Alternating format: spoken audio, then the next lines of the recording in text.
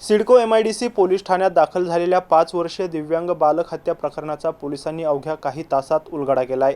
या प्रकरणी संतोष तोनाजी ढाळे आणि पूजा राजू पाडेवाड या महिला पुरुषाला पोलिसांनी ताब्यात घेतलं असून त्यांनी मिळून बालकाचा खून केल्याची कबुली दिल्याची माहिती समोर आली आहे।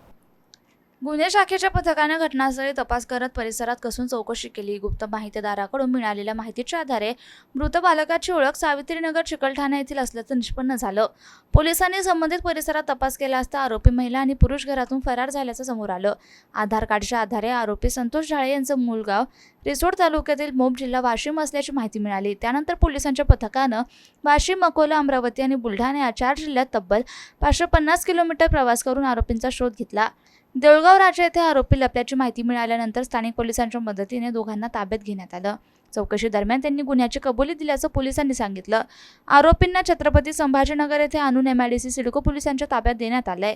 मृत बालकाचे आरोपींसोबत नेमके काय नाते होते तसेच हत्येमागील कारण काय याचा पुढील तपास पोलिसांकडून सुरू आहे।